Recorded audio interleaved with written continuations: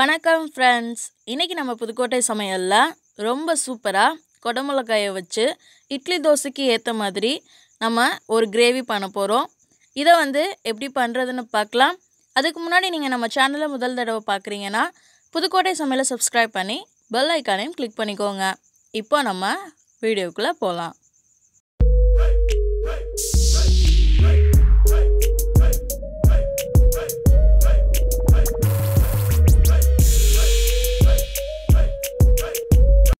குடமிளகாய் gravy பண்ணுறதுக்கு first தேவையான பொருட்கள் என்னென்னு பார்த்துடலாம்.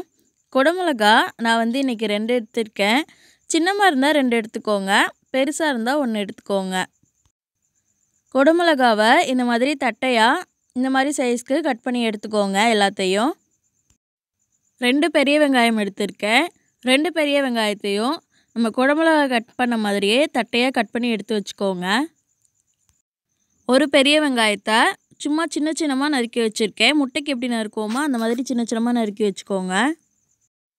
2 தக்காளி நல்லா பழுத்த தக்காளியாக எடுத்து சின்னமாக நறுக்கி வச்சுருக்கேன். தயிர் 2 டேபிள் ஸ்பூன் அளவுக்கு தேவைப்படும். தேவைக்கேற்ற மாதிரி தயிர் எடுத்து வச்சுக்கோங்க. உப்பு தேவையான அளவு எடுத்து வச்சுக்கோங்க. நல்லெண்ணெய் ஒரு 4 டேபிள் ஸ்பூன் அளவுக்கு எடுத்திருக்கேன். மிளகாய்த்தூள் ஒரு டேபிள் ஸ்பூன் அளவுக்கு தேவைப்படும். நான் இன்றைக்கி காஷ்மீரி மிளகாய்த்தூள் எடுத்திருக்கேன். உங்களுக்கு எந்த மிளகாய்த்தூள் வேணுமோ அந்த மிளகாய்த்தூள் சேர்த்துக்கோங்க. இஞ்சி பூண்டு விழுது 1 டேபிள் ஸ்பூன் அளவுக்கு தேவைப்படும். கரம் மசாலா மல்லித்தூள் ரெண்டுமே அரை டேபிள் ஸ்பூன் எடுத்து வச்சுக்கோங்க. மஞ்சள் தூள் ஒரு 1/4 டீஸ்பூன் அளவுக்கு தேவைப்படும். சீரகம் 1 டேபிள் ஸ்பூன், கடலை மாவு 2 டேபிள் ஸ்பூன் அளவுக்கு தேவைப்படும். இப்போ நம்ம குடமிளகாய் கிரேவி செய்ய ஆரம்பிச்சிடலாம். ஒரு கடாயில் நம்ம எடுத்து வச்சுருக்கோம்ல ஆயில், அதை சேர்த்துக்கிறேன். ஆயில் இப்போ நல்லா ஹீட் ஆகட்டும். ஆயில் ஹீட் ஆகிடுச்சு. நம்ம தட்டையாக நறுக்கி வச்சுருந்தோம்ல வெங்காயம், அதை உள்ளே சேர்த்துக்கிறேன். அடுத்து நம்ம தட்டையாக நறுக்கி வச்சுருக்கோம்ல குடமிளகாய், அதையும் உள்ளே சேர்த்துக்கலாம். சேர்த்துட்டு ரெண்டையும் நல்லா வதக்கி எடுத்துக்கலாம். வெங்காயத்தோட கலர் லைட்டாக ப்ரௌன் கலரில் மாறி வரணும். அந்த அளவுக்கு நம்ம வதக்கி எடுத்துக்கலாம். வெங்காயம் கலர் சேஞ்ச் ஆயிடுச்சு. இப்போ குடமிளகாயும் வெங்காயத்தையும் நல்லா எண்ணெயை வடிகட்டிட்டு ஒரு பிளேட்டுக்கு மாற்றிக்கிறேன்.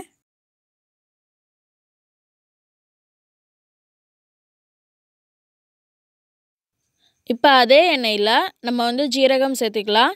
ஜீரகம் லைட்டாக பொரிஞ்சு வரட்டும். ஜீரகம் பொரிஞ்சோடனே நம்ம சின்னமாக நறுக்கி வச்சுருந்த வெங்காயத்தை உள்ளே சேர்த்துக்கிறேன். இப்போ நல்லா வதக்கி விட்டுறலாம். வெங்காயம் வதங்கினோடனே நம்ம கடலை மாவு எடுத்து வச்சுருக்கோம்ல, அதை இந்த ஸ்டேஜில் சேர்த்துக்கலாம். சேர்த்துட்டு இதை நல்லா கலந்து விட்டுறலாம்.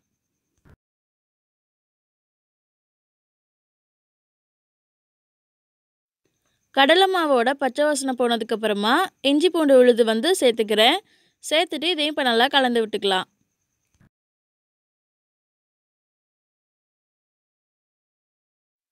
இஞ்சி பூண்டோட பச்சை வாசனை போனதுக்கப்புறமா நம்ம நறுக்கி வச்சுருந்தோம்ல தக்காளி, அதை உள்ளே சேர்த்துக்கலாம்.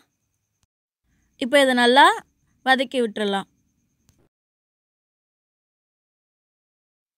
நல்லா வதங்கிட்டு இருக்கு. இப்போ உப்பு கொஞ்சம் சேர்த்துக்கலாம்.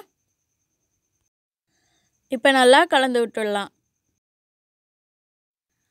வெங்காயம் தக்காளி வதங்கி லைட்டாக எண்ணெயும் நல்லா பிரிஞ்சு வந்துட்டுருக்கு. இந்த ஸ்டேஜில் நம்ம தயிர் சேர்த்துக்கலாம். நான் ஒரு 2 டேபிள் ஸ்பூன் அளவுக்கு சேர்த்துருக்கேன். இப்போ நல்லா மிக்ஸ் பண்ணி விட்டுடலாம்.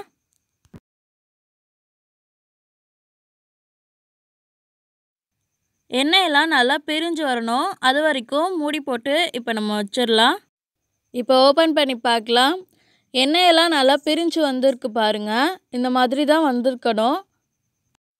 இப்போ இதை ஒரு டைம் நல்லா கலந்து விட்டுறலாம். இதில் இப்போ மசாலாலாம் ஆட் பண்ணிடலாம். மிளகாய்த்தூள் இப்போ சேர்த்துக்கிறேன். அடுத்து மல்லித்தூள் சேர்த்துக்கிறேன். மஞ்சள் தூள் சேர்த்துக்கலாம். இப்போ இது எல்லாத்தையும் நல்லா கலந்து விட்டுறலாம்.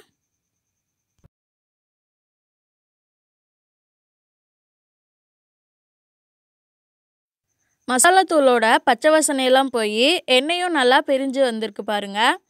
இப்போ இதை ஒரு தடவை நல்லா கலந்து விட்டுறலாம்.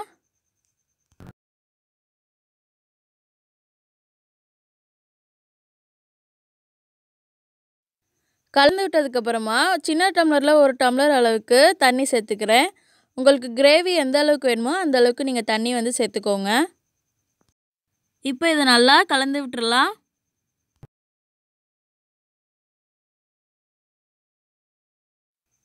இப்போ வந்து நம்ம கரம் மசாலா சேர்த்துக்கலாம். சேர்த்துட்டு நல்லா கலந்து விட்டுடுங்க. கிரேவி இந்த மாதிரி நல்லா கொதிச்சு வரும்போது நம்ம ஏற்கனவே வதக்கி வச்சுருந்த குடமிளகாயும் வெங்காயத்தையும் இப்போ சேர்த்துக்கிறேன். கலந்துட்டு ஒரு 2 நிமிஷம் நீங்கள் விட்டுட்டிங்கன்னா கிரேவி நல்லா நம்மளுக்கு ரெடி ஆகிடும். உப்பு வந்து இப்போ பத்தலைன்னா சேர்த்துக்கோங்க. நம்ம ஏற்கனவே உப்பு வந்து சேர்த்துருக்கோம். அதனால பார்த்துட்டு கரெக்டான அளவு சேர்த்துக்கோங்க. இப்போ நல்லா கலந்து விட்டுக்கலாம்.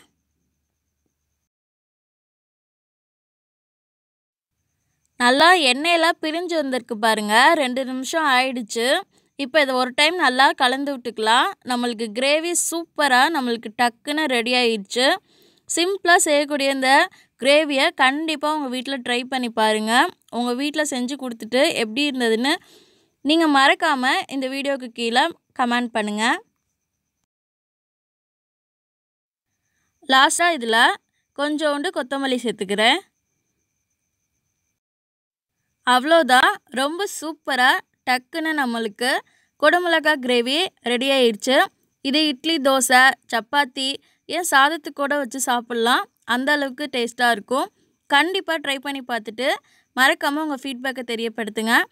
முதல் தடவை நம்ம சேனலை நீங்கள் பார்க்குறீங்கன்னா மறக்காமல் நம்ம சேனலை சப்ஸ்கிரைப் பண்ணி பெல் ஐக்கானையும் கிளிக் பண்ணிக்கோங்க. நம்ம புதுக்கோட்டை சமையலோட இன்ஸ்டாகிராம் பேஜும் ஃபேஸ்புக் பேஜும் லிங்க் வந்து கீழே டிஸ்கிரிப்ஷனில் தரேன். அதையும் போய் மறக்காமல் செக் பண்ணி பார்த்துக்கோங்க. நிறைய வீடியோ நம்ம சேனலில் போட்டிருக்கேன். ஒவ்வொரு வீடியோவையும் பார்த்து என்ஜாய் பண்ணுங்கள். நல்லா செஞ்சு சாப்பிடுங்க. உங்கள் ஃப்ரெண்ட்ஸுக்கும் இந்த வீடியோவை ஷேர் பண்ணிக்கோங்க. தேங்க்ஸ் ஃபார் வாட்சிங். பாய்.